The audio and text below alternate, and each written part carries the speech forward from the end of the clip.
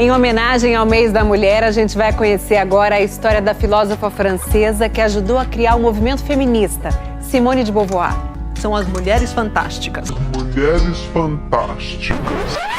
Que a Rede Globo é uma máquina de conteúdos duvidosos, a gente já tá cansado de saber. Mas endeusar Simone de Beauvoir foi a gota d'água. O motivo de eu ter resolvido fazer esse vídeo foi por causa de um comentário que eu recebi aqui no canal que chamou muito a minha atenção. Não existe natureza feminina dessa forma. Mulher é uma construção social. O comentário foi feito por um homem, o que me levou a questionar o quão longe uma premissa inventada pela mídia pode chegar. Se você procurar no Google por autoras do feminismo, Simone vai ser a primeira da lista. Isso porque ela é considerada a mãe do movimento de libertinagem que vem desvirtuando mulheres do mundo inteiro nas últimas décadas. O feminismo, na verdade, fez a mulher enxergar os filhos como um peso, a maternidade como um castigo, o homem como um rival inimigo, o casamento como algo descartável, o assassinato de bebês como um direito e a imoralidade sexual como progresso. A maior conquista do feminismo foi a depravação da mulher. E quem tá dizendo isso não sou eu não, tá? O maior objetivo declarado de Simone de Beauvoir era a destruição completa da família e do instinto maternal. Na visão de Simone, nenhuma mulher deveria ser autorizada a escolher ficar em casa para criar uma criança. As mulheres não deveriam ter o direito a essa escolha exatamente porque, se houver tal opção, mulheres demais iriam fazê-lo. Ela enxergava a gravidez como um drama que se representa dentro da mulher, onde o feto era uma parte de seu corpo e também um parasita que a explora. Ela basicamente enxergava a gravidez como um karma imposto forçosamente ao sexo feminino. Essas ideias estão presentes no livro de Simone chamado O Segundo Sexo. O livro em questão, inclusive, é famoso por disseminar a frase: "Ninguém nasce mulher, mas torna-se".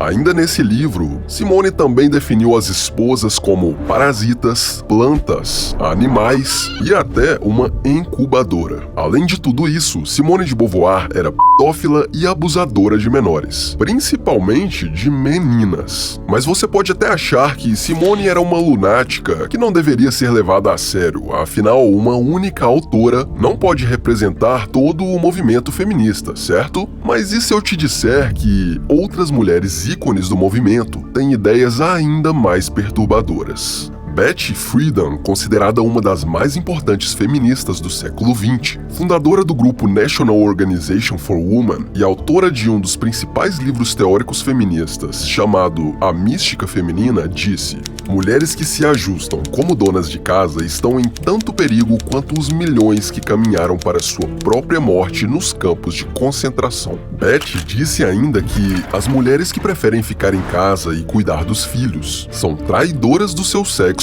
e que ela gostaria de queimá-las na fogueira. Isso foi dito, inclusive, em um debate público com uma conservadora chamada Phyllis. Agora, imagine que você se apaixona por uma mulher, se casa com ela e ao longo dos anos ela vai se tornando cada dia mais autoritária e agressiva, a ponto de te bater frequentemente. E quando você finalmente se separa dela e acha que o seu pesadelo acabou, recebe uma falsa acusação de agressão meramente vingativa, tendo sua vida arruinada. Pois é, essa foi a realidade do ex-marido de Betty. Ela fez essa falsa acusação, mas na verdade foi posteriormente descoberto que era ela a real agressora, tendo inclusive tentado esfaqueá-lo. Betty também era uma marxista declarada e pegou a premissa de Marx emprestada, afirmando que havia uma luta entre homens e mulheres. Mas a diferença é que o conceito de luta entre classes de Marx era o proletariado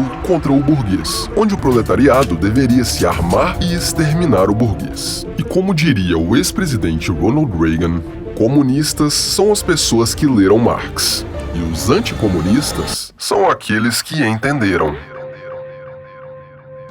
Outra marxista declarada, Kate Millett, escreveu o livro Sexual Politics, que foi considerado pelo The New York Times como a Bíblia da libertação feminina. Kate Millett era uma defensora ferrenha da imoralidade sexual incluindo a pedofilia. Em uma entrevista de 1980, Kate disse: "A estrutura familiar inclui o controle da vida sexual dos filhos e o controle total dos filhos. Um dos direitos essenciais das crianças é expressar-se sexualmente, provavelmente consigo mesma inicialmente, mas depois com os adultos. Dessa forma, a liberdade sexual das crianças é uma parte importante de uma revolução sexual." Mallory Millett, irmã de Kate, disse que foi obrigada por várias vezes a fazer parte da National Organization for Women e disse em entrevistas que as pautas pregadas nas reuniões do grupo eram de que o modelo escolhido para ser seguido seria a China de Mao Tse-tung. O objetivo ardente de Kate era a destruição da família americana.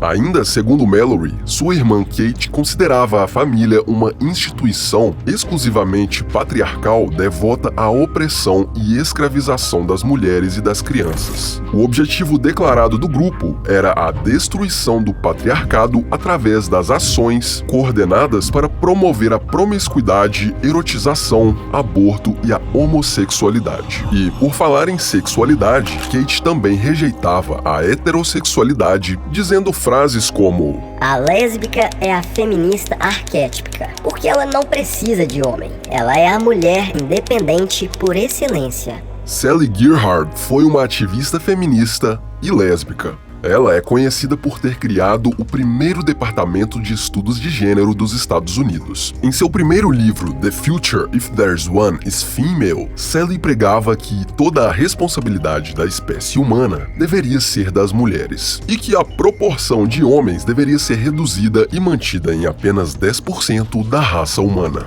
Valerie Solanas foi uma escritora feminista e lésbica. Ela ficou conhecida pelo seu livro chamado Manifesto Scum. Nele, Valerie diz que as mulheres só estarão libertas com a destruição total dos homens. Ela inclusive prega que deveriam encontrar maneiras para que não seja necessário um macho para a fêmea se reproduzir. Robin Morgan foi uma ativista feminista considerada uma das mais influentes no século XX e também criou várias organizações feministas pelo mundo. No seu livro intitulado Going Too Far, Morgan disse: "Eu sinto que o ódio aos homens é um honrável e viável ato político." Julie Bindel é uma ativista, feminista e lésbica. Em uma entrevista publicada no site Red Film Collective, Julie disse: "Eu realmente colocaria todos os homens em algum tipo de campo de concentração. As mulheres que quisessem ver seus filhos e entes queridos do sexo masculino poderiam visitá-los ou levá-los como um livro de uma biblioteca, e depois deveriam trazê-los de volta." E olha, eu tenho certeza que esse inscrito não compactua com o aborto, a pedofilia, a depravação ou até a ideia de que os homens deveriam ser eliminados. Afinal, ele é um homem. Mas ele dissemina, sem saber de onde veio, a premissa base que uma mulher usou para justificar, defender e disseminar todas essas coisas. Então, meu amigo, esse vídeo não é um ataque ao feminismo e nem mesmo à Rede Globo. O vídeo é um alerta para que você busque sempre a verdade e jogue luz sobre as ilusões. Veja como é fácil para uma emissora de TV instalar a falsa ideia de uma suposta heroína do empoderamento feminino na sua mente. Ela era muito estudiosa e lia o tempo inteiro. E para elogiar, o seu pai sempre dizia: "Simone pensa como um homem." Mas por que ela não podia pensar como uma mulher? Quando quis estudar filosofia, Simone descobriu que mulheres simplesmente não podiam. Mas ela não se conformou. Fez greve de silêncio, convenceu seus pais e foi a pessoa mais nova a passar no curso de filosofia. Ah, que lindo, não é mesmo, Rede Globo? Que belo ser humano era Simone de Beauvoir. E se você quer romper com todas as ilusões, é importante aprender a buscar fontes reais que respondem qualquer dúvida que você tiver na vida. Eu sou Abraham e essa é a Bíblia do Homem.